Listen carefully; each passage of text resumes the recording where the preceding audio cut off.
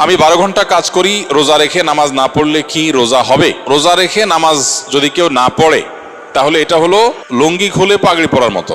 অর্থাৎ রোজার গুরুত্বের চাইতে নামাজের গুরুত্ব বেশি না কম? বেশি। এখন আপনি রোজা রাখছেন কিন্তু নামাজ পড়েন নাই, তাহলে আপনি পাগড়ি পরছেন কিন্তু লুঙ্গি পরেন নাই, তাহলে পাগড়ি পরছেন, পাগড়ি পরার সওয়াব পাবেন, কিন্তু তার চাইতে লুঙ্গি না পরার গুনাহ ভয়ঙ্কর। তো এই জন্য রোজা রাখছেন, রোজার সওয়াব পাবেন, কিন্তু নামাজ পড়েন নাই, তার জন্য গুনাহ হবে তার চাইতে অনেক বেশি। এই জন্য রোজা রাখা উচিত, আবার নামাজও পড়া উচিত। রোজা রাখা যতটা উচিত, নামাজ তার চেয়ে বেশি পড়া, নামাজ পড়া আরো বেশি উচিত বা বেশি কর্তব্য। অতএব এই গুরুত্বটা আমাদের বুঝতে হবে এবং বোঝার চেষ্টা করতে হবে। আল্লাহ আমাদেরকে তৌফিক দান করুন। আমি জানতে চাচ্ছি, যদি কখনো শারীরিক অসুস্থতার কারণে তারাবি নামাজ না পড়তে পারি, এতে কি গুনাহ হবে? শুধু এশার নামাজ আদায় করলে হবে? বিশেষ কোনো অসুস্থতার কারণে কেউ যদি তারাবি নামাজ না পড়েন, তার রোজা হয়ে যাবে এবং তার গুনাহ হবে না ইনশাআল্লাহ। বিশেষ করে অসুস্থতার কারণে কেউ যদি মিস করেন, এরকম হতে পারে কালে ভদ্রে হঠাৎ কোনোদিন অসুস্থ হয়েছেন অথবা 2-4 দিন আপনার মিস হয়েছে, তো তাতে কোনো অসুবিধা হবে না ইনশাআল্লাহ। কারণ তারাবি নামাজ আদায় করা এটা ফরজ না, তবে একান্ত ওজর ছাড়া এটা ছেড়ে দেওয়া এটা চরম দুর্ভাগ্যের ব্যাপার এবং অবশ্যই অনুচিত কাজ এবং গুরুত্বপূর্ণ একটি সুন্নাহ পরিত্যাগ করা হলো। কিন্তু অসুস্থতার কারণে যদি কখনো মিস হয় তাতে গুনাহ হবে না ইনশাআল্লাহ। বিশেষ কোনো কারণে বাদ পড়লে আপনার রমজানের রোজা ঠিকই আদায় হয়ে যাবে। কত টাকা থাকলে জাকাত ফরজ হয়? জাকাত কবে দিতে হবে? জাকাত কত টাকা হলে ফরজ হয়? এর উত্তর হলো, কেউ যদি 52.5 ভরি রূপা এটা অথবা রূপার সমমূল্যের সম্পদ, নগদ অর্থ, ব্যাংক ব্যালেন্স অথবা ব্যবসার মাল, যে পণ্য কেনা হয়েছে বিক্রির জন্য, এরকম কোনো মাল যার কাছে আছে যেটার মূল্য দাঁড়ায় 52.5 ভরির সমান, এইরকম সম্পদের মালিক যদি কেউ হয় এবং সেই সম্পদ তার কাছে 1 বছর থাকে, তাহলে 1 বছর পর ওই সম্পদের বাজার মূল্য হিসেব করে 1 বছর পর 2.5% জাকাত দিতে হবে, অর্থাৎ লাখে 2,500 টাকা। এভাবে হিসাব করে তাকে জাকাত দিতে হবে। বর্তমানে রূপার যে বাজার দর সেটা হিসাব করলে প্রায় 2.25 লাখ টাকার কাছাকাছি হয় 52.5 ভরি রূপার দাম। এটা ভ্যারি করে, উঠানামা করে। একেবারে খুব রিসেন্ট যে এখন 2026-এর ফেব্রুয়ারি মাস চলছে, এই সময়টাতে রূপার যে বাজার দর আছে সেটা হিসাব করে দেখা গেছে যে 2.25 লাখ টাকার কাছাকাছি। এক্সাক্ট আপনি যখন দিবেন রূপার দরটা জেনে নিয়ে যে 52.5 ভরি বা 52.5 তোলা রূপার দাম কত, সেটা হিসাব করে যদি দেখেন যে এটা আপনার সম্পদ এই পরিমাণ হয়ে গেছে, তাহলে সবটুকুর জাকাত দিতে হবে। এমন না যে এর অতিরিক্তটা জাকাত, বরং সবটুকুর জাকাত দিতে হবে। জাকাত দেওয়াটাকে জরিমানা মনে করা এটা কিয়ামতের আলামত। সহিহ বুখারীতে আসছে, নবী সাল্লাল্লাহু আলাইহি ওয়াসাল্লাম বলেছেন, একটা সময় আসবে মানুষ যখন জাকাত দেওয়াটাকে তার জন্য অর্থদণ্ডের মতো বিষয় মনে করবে, জরিমানার মতো বিষয় মনে করবে।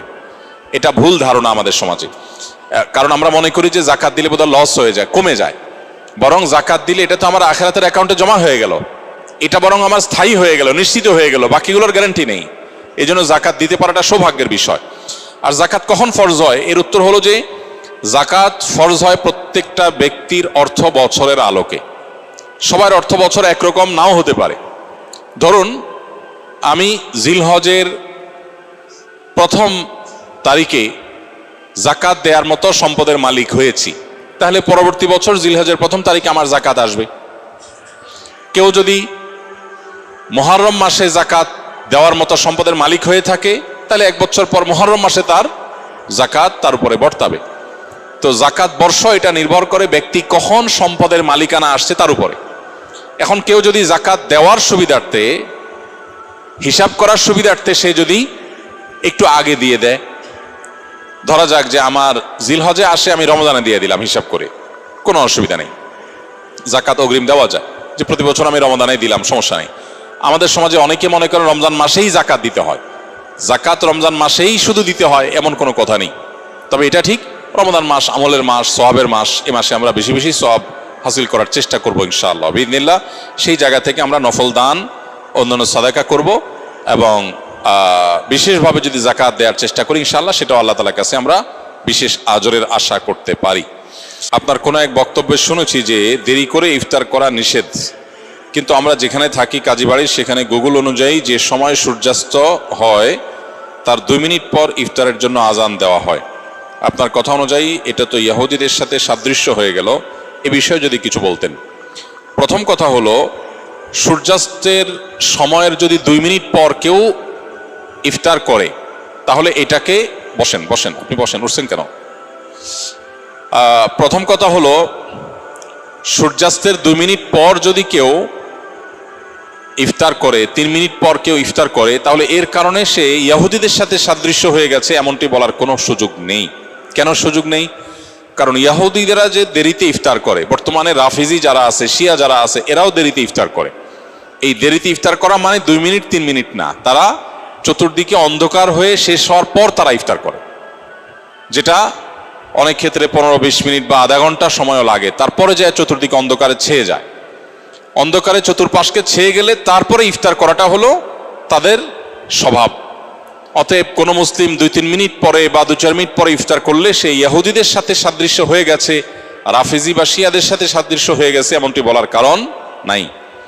তবে এটা ঠিক যে নবী করিম সাল্লাল্লাহু আলাইহি সাল্লাম বলেছেন, এই উম্মত ততদিন কল্যাণের মধ্যে থাকবে মা আজ্জালুল ফুতুর ও আখারুস সাহুর, যতদিন তারা ইফতার তাড়াতাড়ি করবে আর সাহারি দেরিতে করবে। ইফতার তাড়াতাড়ি করার মানে হলো সূর্য ডুবে গেছে, নিশ্চিত হয়ে গেছেন, তারপর আর বিলম্ব না করে সাথে সাথে ইফতার করা, এটা হলো ইফতার তাড়াতাড়ি করার অর্থ। আর সাহারি দেরিতে করার অর্থ হলো সাহারি শেষ করার কিছুক্ষণ পর আজান হবে বা ফজর ওয়াক্ত হবে, একেবারে শেষ মোমেন্টে আজানের ঠিক আগের মিনিট পর্যন্ত খাচ্ছেন, এটা সুন্নাহ না। নবী করিম সাল্লাল্লাহু আলাইহি সাল্লাম সাহারি খেয়ে শেষ করার পর ফজরের জন্য দাঁড়াতেন, এর মধ্যে প্রায় 50টি আয়াত তেলাওয়াত করার মতো সময় থাকতো হাতে।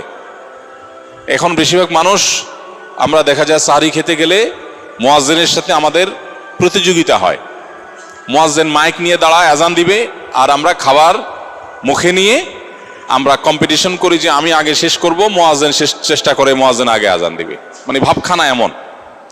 তো এটা সুন্নাহ না, মানে একেবারে লাস্ট মিনিট পর্যন্ত খেতে থাকলেন, এটা সুন্নাহ না, বরং সুন্নাহ হলো সামান্য একটু গ্যাপ রাখা। তবে হ্যাঁ, এটা ঠিক যে একেবারে শবে সাদিক হওয়ার আগ মুহূর্ত পর্যন্ত যদি কেউ খায় তার রোজা হয়ে গেছে, তার রোজা হয়ে যাবে। আর ইফতারের ক্ষেত্রে সূর্য ডুবে গেছে, ঘড়ি এই দিক সেদিক হতে পারে, 1 মিনিট আমার ঘড়িটা স্লো হতে পারে, এই সন্দেহের কারণে কেউ 1 মিনিট দেরি করে খেলো, তাতে সে দেরি করে ইফতার করেছে এটা বলা যাবে না, বা তাড়াতাড়ি ইফতার করার খেলাফ আমল করেছে সেটাও বলা যাবে না। তবে এটা ঠিক যে ইফতার তাড়াতাড়ি করতে হয় আর সাহারি দেরিতে করতে হয়, এবং ইহুদিরা রাফিজিরা যারা চতুর্দিকে অন্ধকার ছেয়ে যাওয়া পর্যন্ত অপেক্ষা করে, আমরা সেটা করব না। আমাদের সমাজে আলহামদুলিল্লাহ এখন সচেতনতা হয়েছে, মানুষ ওয়াক্ত হওয়ার পর পর ইফতার সাধারণত করে।